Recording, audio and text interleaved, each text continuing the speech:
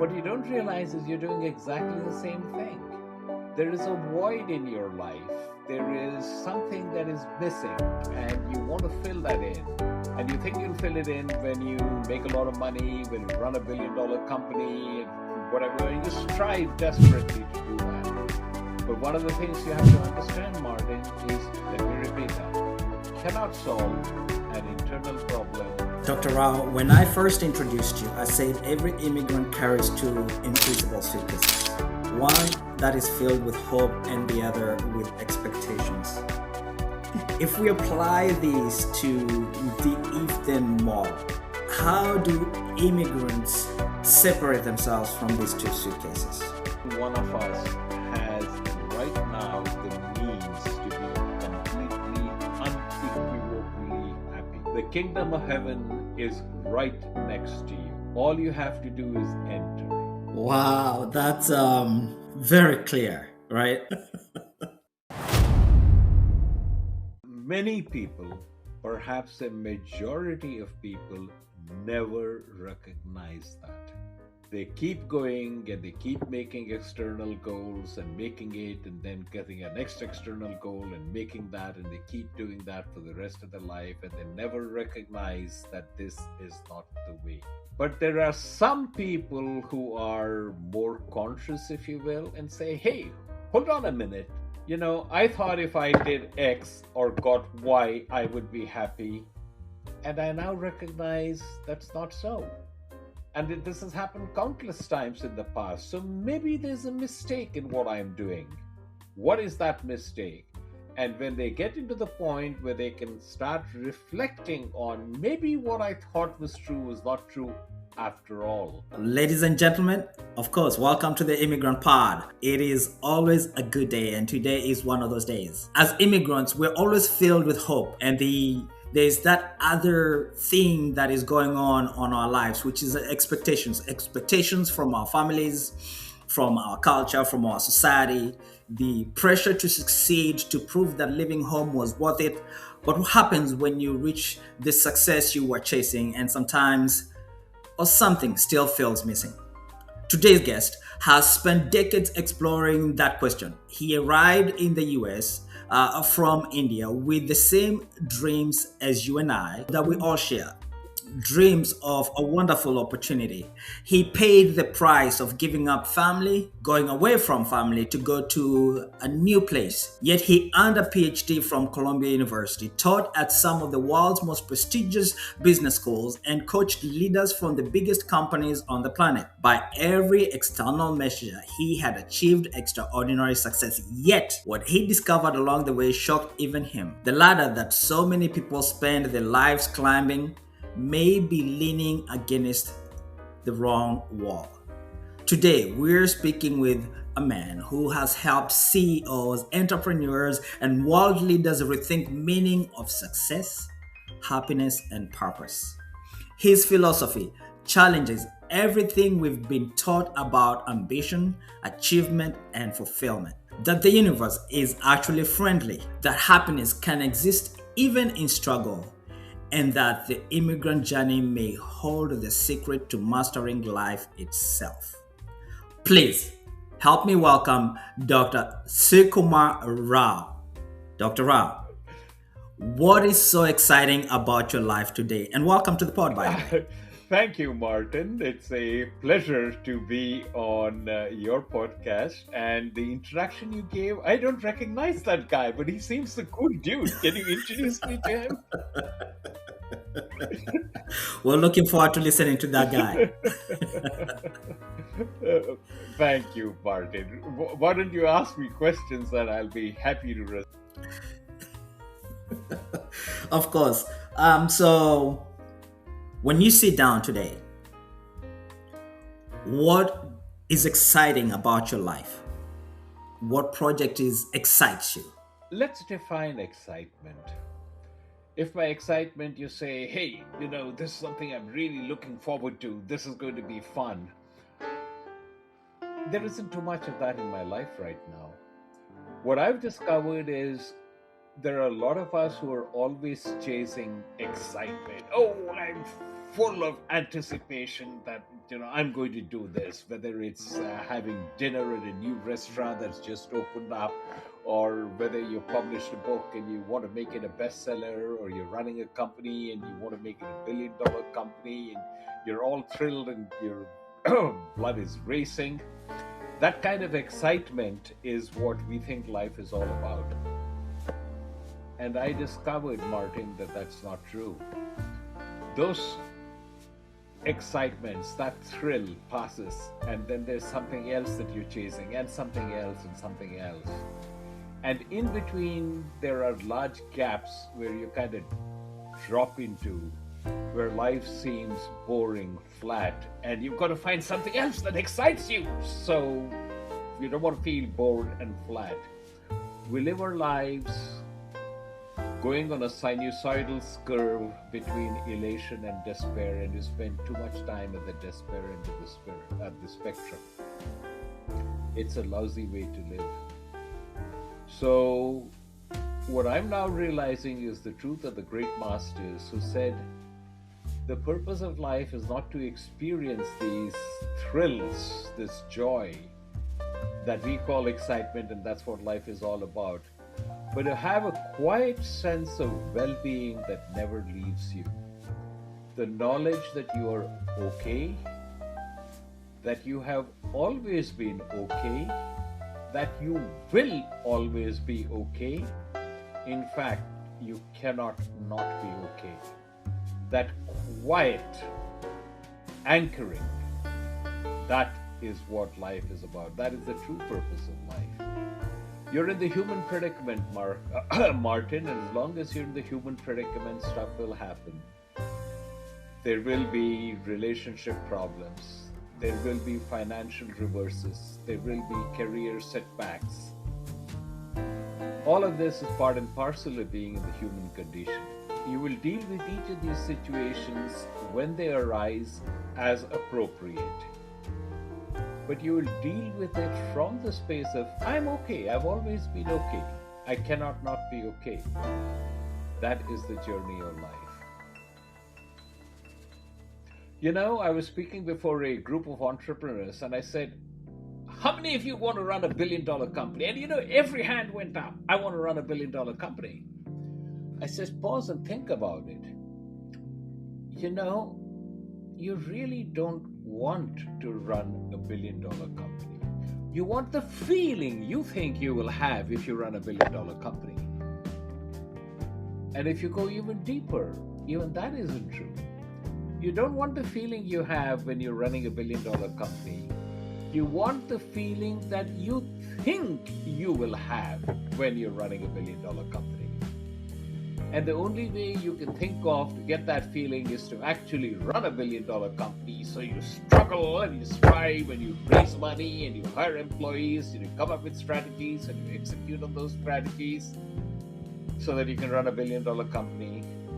So you can feel what it means to run $1 billion company, and you discover it's nothing like what you thought it was. And there's still something missing in your life. The problem, Martin, is, let me tell you a story. There was a man in faultless evening clothes, and he was standing under a street lamp and, searching. And a jogger ran past. And then the jogger circled back and came up to him and said, you seem troubled. There's something the problem. And the man said, I dropped my car keys. So the jogger says, no problem, I'll help you find it. And he goes down on his hands and knees and searches. And then he says, hey, look, I've searched this area pretty thoroughly and there don't seem to be any car keys here. Where did you drop them? And the man says, I dropped them over there. And the jogger is understandably annoyed and he says, why the hell are you searching here if you dropped them there? And the man says, well, it was dark there and it's light here, so I thought I'd search here. Now, all of you can recognize that this is a, somewhat funny joke told in a not very good manner, but it's supposed to be funny. But what you don't realize is you're doing exactly the same thing. There is a void in your life. There is something that is missing, and you want to fill that in. And you think you'll fill it in when you make a lot of money, when you run $1 billion company, and whatever. You strive desperately to do that. But one of the things you have to understand, Martin, is you cannot solve an internal problem with external action. Let me repeat that. You cannot solve an internal problem with external action. And yet, that is what all of us are doing all the time. It's no different from dropping your keys here and searching for it over there. It's exactly the same thing, and we're all doing it. So, how do we solve an internal problem? By diving inwards. Not by. Here's a question I want to ask you, Martin. Right now, there Mm-hmm. is something in your life that you desperately want, and you don't have it. Maybe you want your podcast to reach 10 million views. Maybe you want to have a bigger house. Maybe you want to have Yeah. better relations with your spouse or your children. Whatever, it doesn't matter. There's something that you want and you don't have it, and it's causing turmoil in your life. Now, my question to you is, would you rather get what you want, or would you rather outgrow your need for it, as you've outgrown the need for so many things in your life? Can you recall anything that you wanted at some time in your life and you really, really, really wanted it? You may have gotten it, you may not have gotten it, but it's irrelevant to your life now. Can you recall something like that? Yeah, Okay. a So lot. you outgrew your need for that. So, similarly, whatever is troubling you now, would you rather get what you want, or would you rather outgrow your need for it? Don't answer the question, think I, about it. I think I know the answer based on just what you just said, and based on where my experiences. I would say I would rather eliminate the need. Mhm. And you will find that as you go through life, many things that you really wanted, you no longer want. I used to want to travel, to see new places, excitement. And now, as I grow older, I find that travel is more arduous. I find that I don't take well to security, and I don't take well to the hassles of travel. And all of a sudden, the desire to go to all of these places I haven't been, it's not that I say I don't want to, the desire is simply dropping away. But is that happening? Is the desire going away because you failed to achieve what you wanted when you wanted to achieve it in the timeline you wanted to achieve it? Or is that just some form of maturity where you're like, okay, this is not a necessity for me in life. And so, because I'm going through this experience right now, based on my understanding of how life has worked, I would rather not experience that. And the short answer, Martin, is it's a combination. Because as you go on Walk an us through inward that. journey, you recognize that many of the things that you wanted will not give you what you thought they would give you. Absolutely. Let me repeat. But that's difficult to communicate to anybody that is actually seeking something. Mhm. Because when you say that from a place of authority, and I say that because you say that from a place of authority, having experienced that what you wanted. However, for that person who's not been able to achieve what that they wanted, and that still is a goal for them, how do they reconcile the two? The point is, Martin, we're all stuck in that particular predicament that you mentioned. I can't tell you the number of people who said, I know money does not bring happiness, but I'd like to discover that for myself.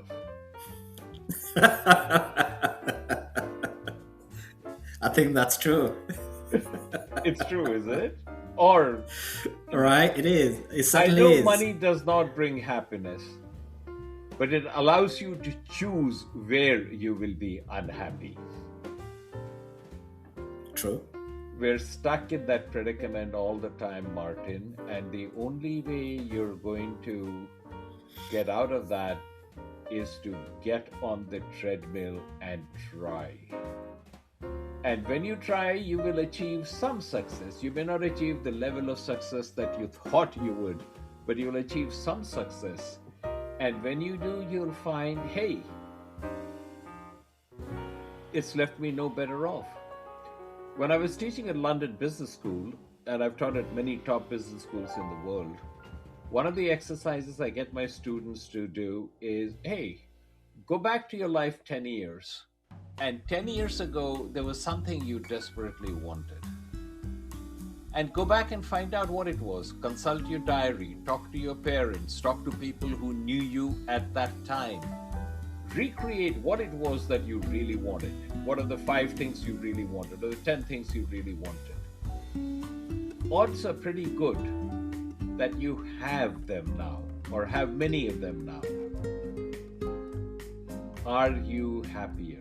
Are you better off emotionally and psychologically than you were then? And that's when they discover, going back on their own life, not somebody else's, that they really wanted something and they thought that would make them happy, and now it doesn't. You know, when I came to America, I was an immigrant. I had practically no money. I lived in a apartment which was cockroach ridden. I heard some scrabbling in the middle of the night, and I opened the refrigerator door and a whole pile of cockroaches came out. But, you know, I was thrilled. I was in America, land of opportunity. Yay! None of this really mattered to me then. Now I can look back and say, hey, the things that I wanted then, you know, a house to be in, a comfortable place in the suburb, you know, a good car to drive in, all of those are there. But it's simply part of the background of my life. So whatever it is you want, $1 million, $10 million, being CEO, you're going to get it and you're going to be thrilled for a day, a week, and then it simply becomes part of the background of your life. And you go back to being the same wanting creature that you were before. And if you think about it, because you feel that you're unfulfilled, you feel there is something lacking, that if you get this something, then you will be whole, complete, peaceful, joyful. And you're correct, there is something lacking. The mistake you make is in thinking that this thing that is lacking is outside, and you have to search for it and find it. And many people, perhaps most people, spend their entire life searching for it outside, like the guy searching for his keys under the lamp when it really dropped them someplace else. But when you realize that the only way you're going to find fulfillment is on an inward journey, that's when you start making progress. When you recognize, just so when I was doing my PhD, I thought, you know, heaven is when I get up in the morning and I don't have to read the Journal of Marketing Research. I achieved that dream decades ago. No, that was not heaven. So when you recognize that, and what happens is some of it you will gain from experience. You'll notice that I thought if I got this, I would be happy, and I recognize no. But when you apply that same thinking to, you know, now I'm chasing this and I think it'll make me happy, is that really true? Will it make me happy? And if you start really reflecting on that and going inwards, you'll find that the course of your life changes. And that's the inward journey that I get my clients to focus on. Let me ask a question for clarity purposes. What's the difference between finding happiness and actually enjoying happiness? You think you find happiness when you get something you want, or something you don't want leaves your life. Okay? But that is temporary. That is transient. It does not last. You get something you want, you're satisfied for a few minutes, and then something else comes in and you want that. And then something else. It's a never-ending cycle. You know, you want to be a billionaire, and once you're a billionaire, you hang around with other billionaires, and some of them have got 100 billion and say, oh my God, I'm poor. There's no end to that. It's when you recognize, do I really want to be billionaire? This craving that we have, we think that we'll become fulfilled if something happens. I call it the if then model. If this happens, then I will be happy, fulfilled, joyful. And it happens when you find you're not happy, fulfilled, joyful. There's something else that comes in. And you think, oh, I put the wrong thing on the if side of the equation. I thought if I was department head, I would be happy. I recognize I was in error. I need to be CEO to be happy. So let me try for that. We're constantly on this treadmill, and this treadmill is going no place.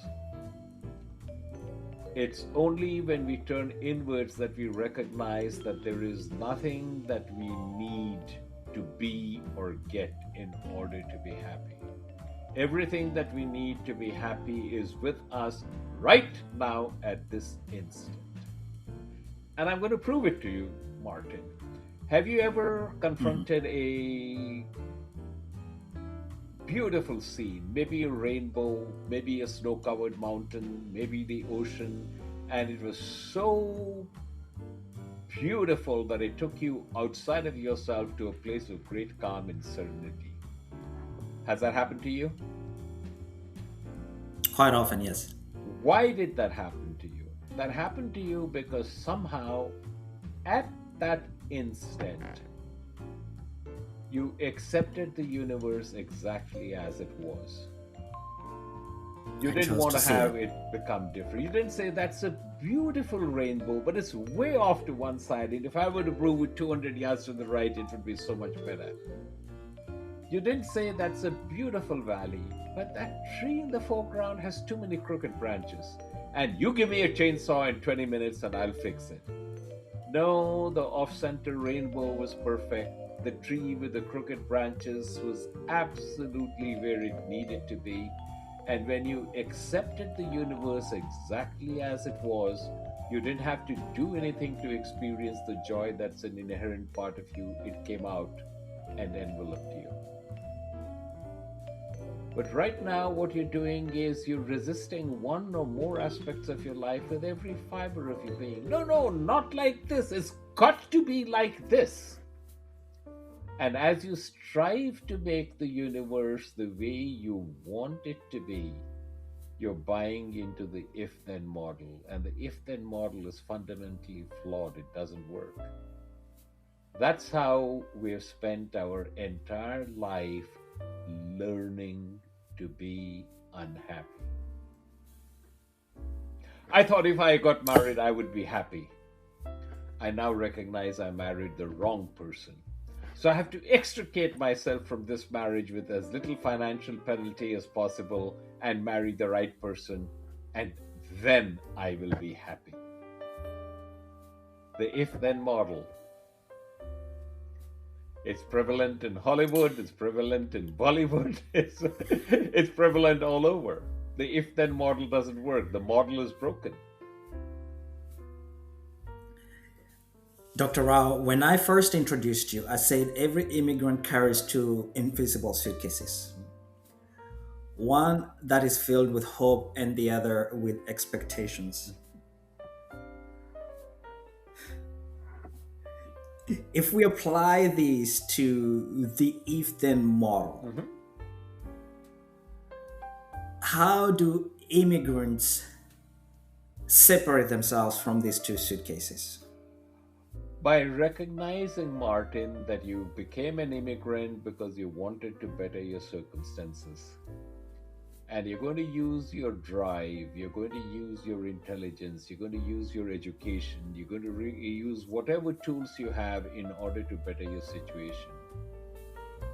But do it with the knowledge that bettering your situation will make you more comfortable outside, but it will not necessarily remove the lack that you feel inside. And the best way to do that is to continue working to better yourself outside, but simultaneously not expecting that bettering your outside is going to better your inside.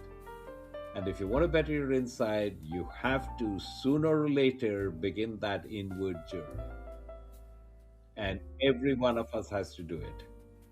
What does that inward journey look like? Where do we start? Where you start is by examining your mental chatter. Mental chatter is the internal monologue that you have going on in your head all the time.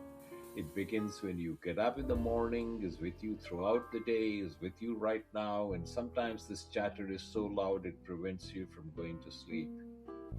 The chatter that's always saying, "What did you do? Today was a wasted day. Why didn't you do what you were supposed to do? You had too much pizza. You drank too much beer. You should have been working." It's constantly beating up on you, Martin, all the time. And the problem is, it leaves you down, it leaves you despondent because you believe your mental chatter. You know, one of the more powerful teachings of the Buddha was the parable of the second arrow. And the Buddha asked Ananda, his disciple, "Ananda, if an arrow would have hit you in the arm, would it not be very painful?" And Ananda nods and said, "Yes, Lord, it would be very painful." And then the Buddha asked the second question: "If a second arrow would have hit you exactly where the first arrow hit you, would it not be even more painful?" And the Buddha says, Ananda says, "Yes, Lord, it would be even more painful." Then the Buddha asks a surprising question: "Why then do you shoot the second arrow?"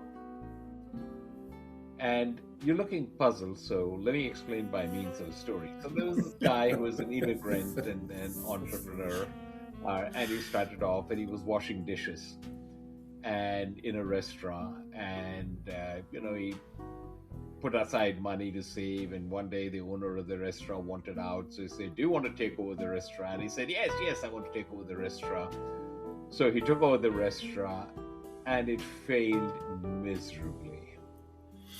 And he talked to his mother about it. Mother was still in the home country about that, and the mother said, "Of course, you're totally useless. You can never do anything. Whatever made you think that you would be successful running a restaurant?" Now, you're shocked, right, that a mother would say something like that to her son at this stage? But Yeah. would you be less shocked if I said it wasn't what the mother said, it's what the guy told himself? That is the second arrow. Losing your money, having your restaurant fail is bad enough. But telling yourself that you're no good, you'll never succeed at anything, that this is just time to happen to you over and over again, does it make things better? Of course not. But we do that all the time. That, Martin, is the second arrow. And the second arrow is always delivered by means of mental chatter.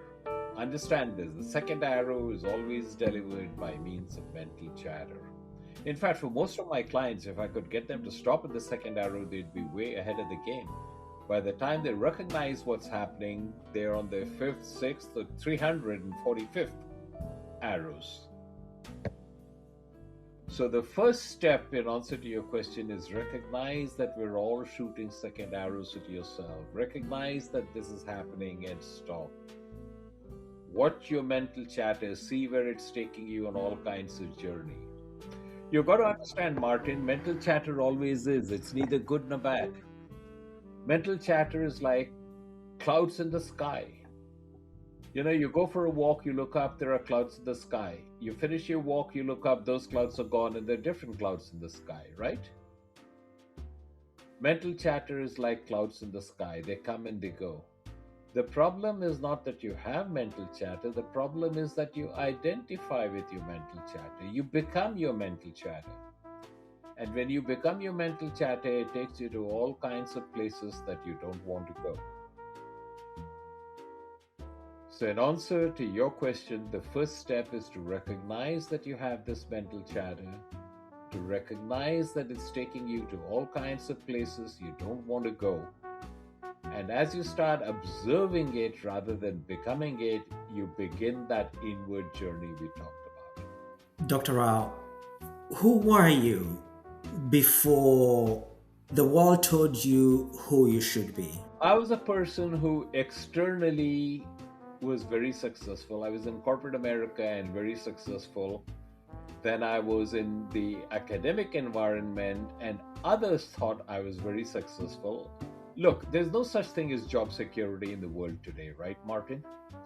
But to the Mm-hmm. extent that you are a tenured professor in a major university, you have job security. There were only two chaired professors in my university, Long Island University, and I was one of them. So I was successful, but I didn't feel successful. I looked around and other people had more money, they were better known, their books sold more copies, they were more handsome, they were athletic, and I looked at myself and I felt, gee, I really blew it. There's always someone who will have more than you, whatever dimension you look at. They have more Yeah. hair, they tell funnier jokes, they have more beautiful trophy partners. It's always there. And I was feeling miserable and down. That's who I was.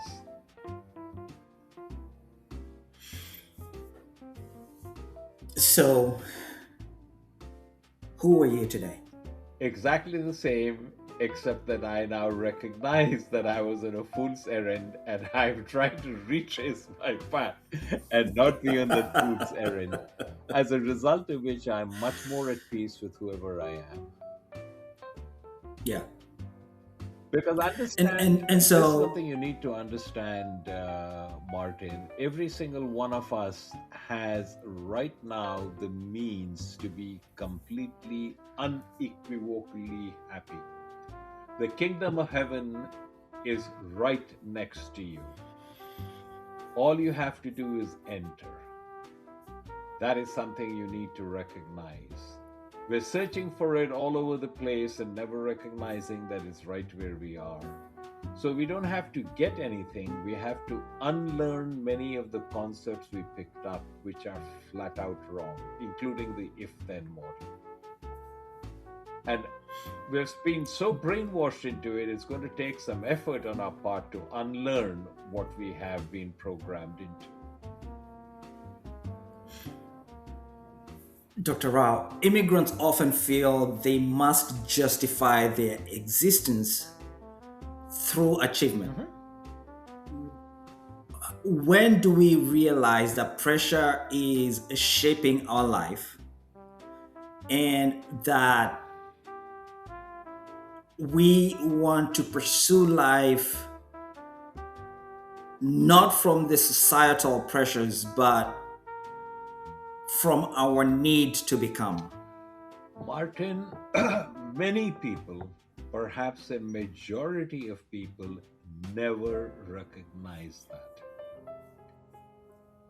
They keep going and they keep making external goals and making it and then getting a next external goal and making that, and they keep doing that for the rest of their life, and they never recognize that this is not the way.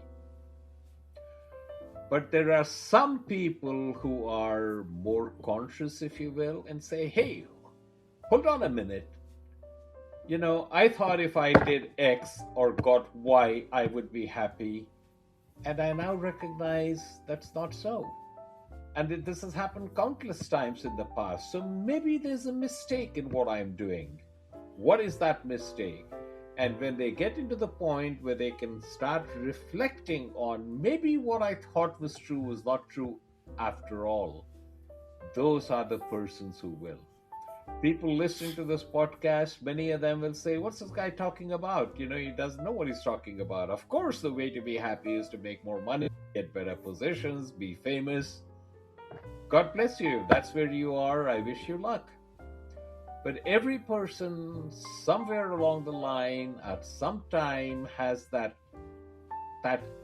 niggling feeling inside, it's not working. That's the time when they're receptive to what you and I are talking about. And some people never get there, and God bless them. Dr. Rao, is that giving up to the illusion of control? Absolutely. We always think we have control, but we don't. What happens is we say, hey, I did this. I worked hard. I came as an immigrant to this country and I looked around and I saw opportunity and I grabbed it with both hands and I worked hard and I worked long hours and I was smart and that's why I achieved the success I did. No, my friend, you didn't. Any number of things could have derailed you and they didn't.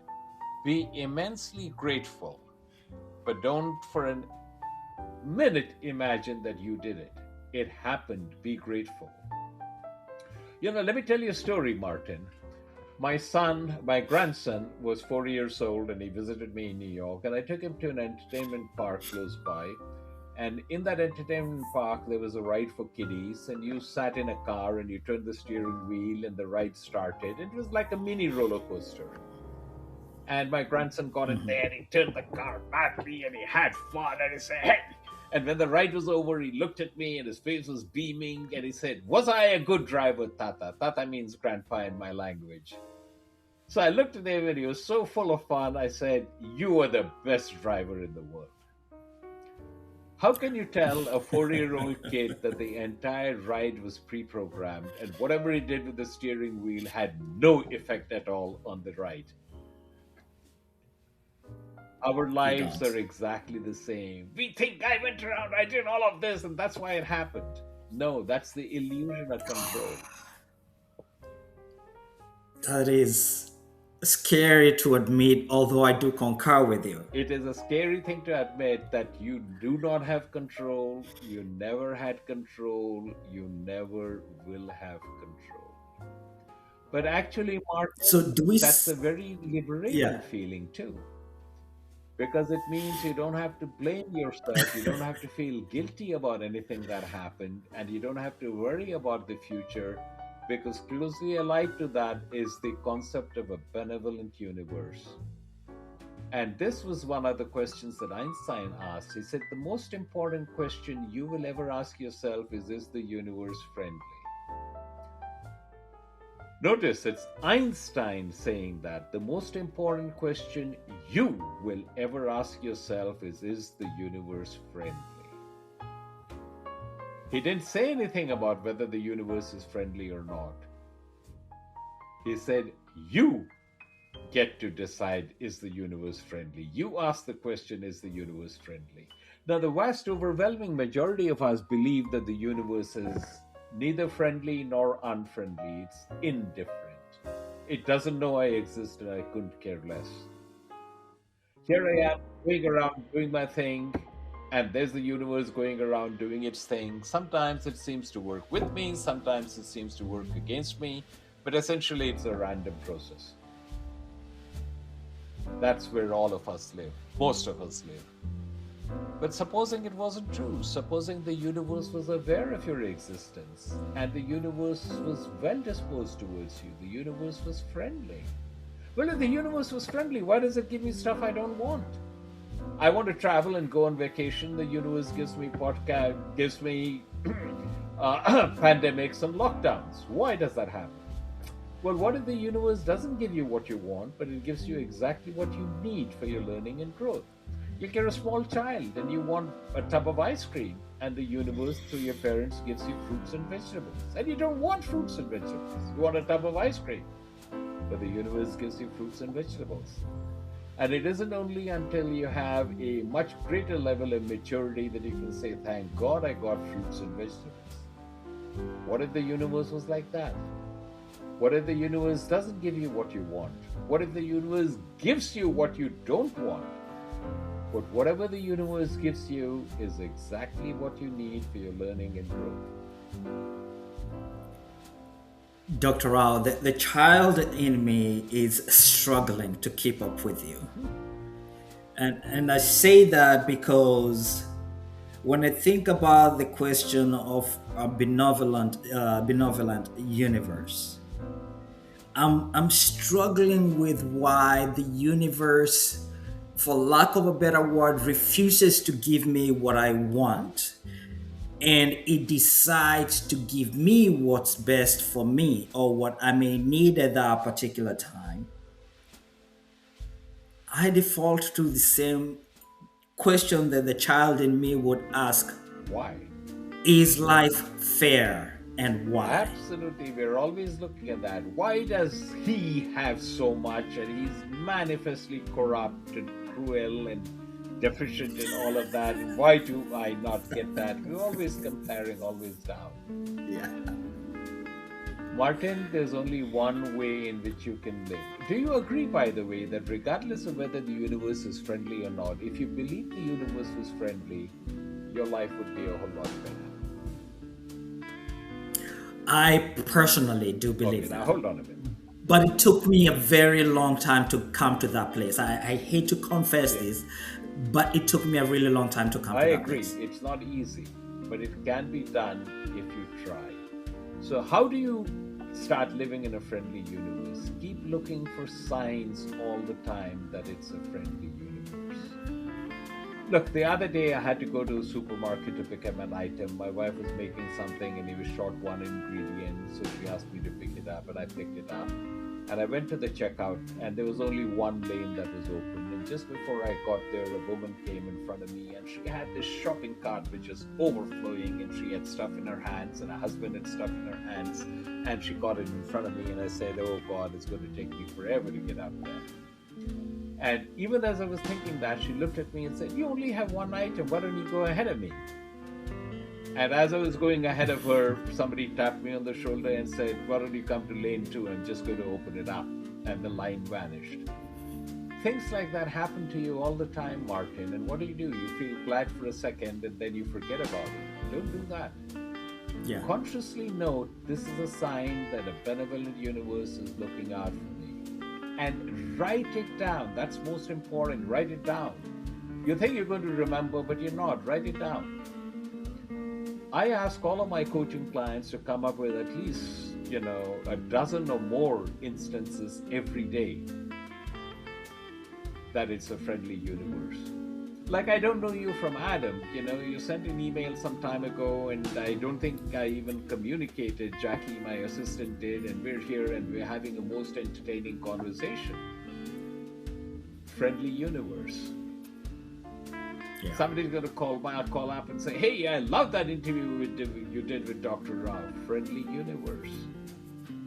When you start looking for signs that the universe is friendly, you'll find them everywhere.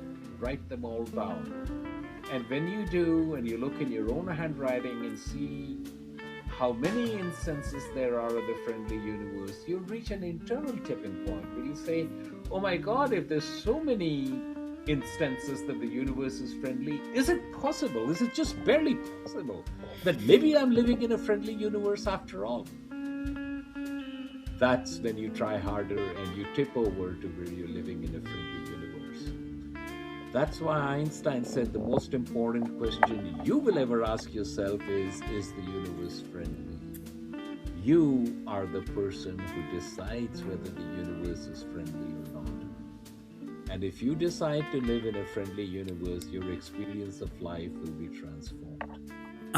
Is that not giving up control? Is it not, as my dad would put it, living in carelessness? Oh no. See, as long as you have a vision of the world, Martin, and you probably have a vision of the world, and in your vision of the world, there is a tremendous role for you to play.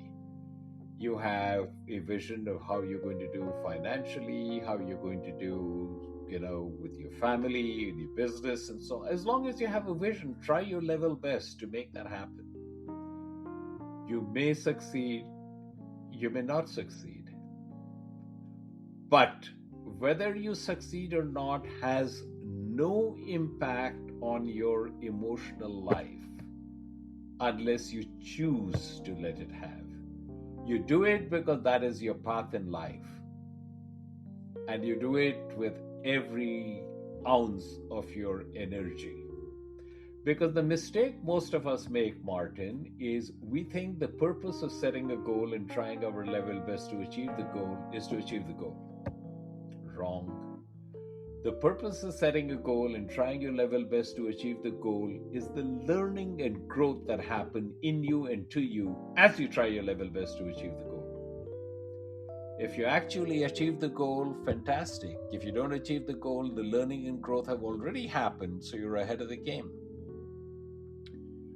Remember, Martin, the purpose of washing dishes is not to get them clean. The purpose of washing dishes is not to get them clean. The purpose of washing dishes is to wash the dishes.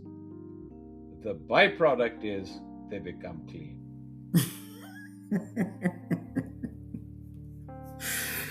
Wow, that's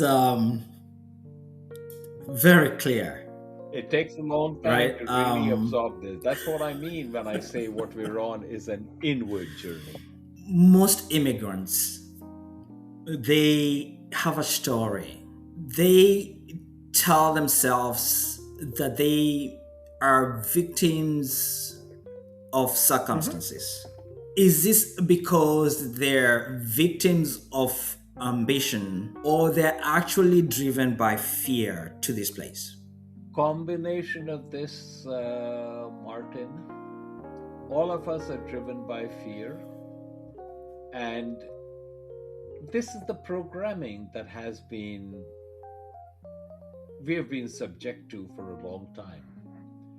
But there have Mhm. always been great teachers, enlightened beings who've been telling you that what you have been learning, what society is teaching you, is all wrong. And they've always been there throughout the ages, but we have not had ears to hear them. So, my courses, my teaching, my coaching is not about telling you something, it's showing you how you have been programmed in a manner which is detrimental to your well being. And I don't deprogram you, you do that. All I do is I give you the tools that you can use on this inward journey. Help us connect two dots here. Sometimes we look at life and see it based on our experiences and the stories we tell ourselves. How do we, as immigrants, get to a place where we see life for what it is? By being clear eyed, Martin. So let me tell you a story. There was this man who was growing old and he could no longer live where he'd been living. He had to move to an assisted living facility. So had to get rid of a lot of stuff. And he was clearing out his stuff when he came across this box. And it was a box that he had never opened. And he never opened it because there were too many sad memories. His son had joined the army and he was killed in action. And when he was killed in action, the military put together all of his belongings and sent it to the next of kin, which is the father. So that was a box. So obviously the father, was deeply hurt and he never opened it. But now he had to open it, so he opened it, and there were a bunch of journals in there. And he picked one at random and he started reading. And it was a particular date, and the son wrote, it was a sunny day this morning, and I went out fishing with my father, and I fell down, and he picked me up, and he hugged me, and made me feel good, and it was the best day of my life. And all of a sudden, memory strikes him, and he moves to another part of the attic where there was a box which contained his journals, and he turns over to the same date. And it said, I had a lot of work to do, but I'd promised my son I'd take him fishing, and my son would not release me from the promise. So I went out there, and he made a lot of noise, and he fell overboard and scared all the fish away, and we didn't catch a thing. It was a lousy day.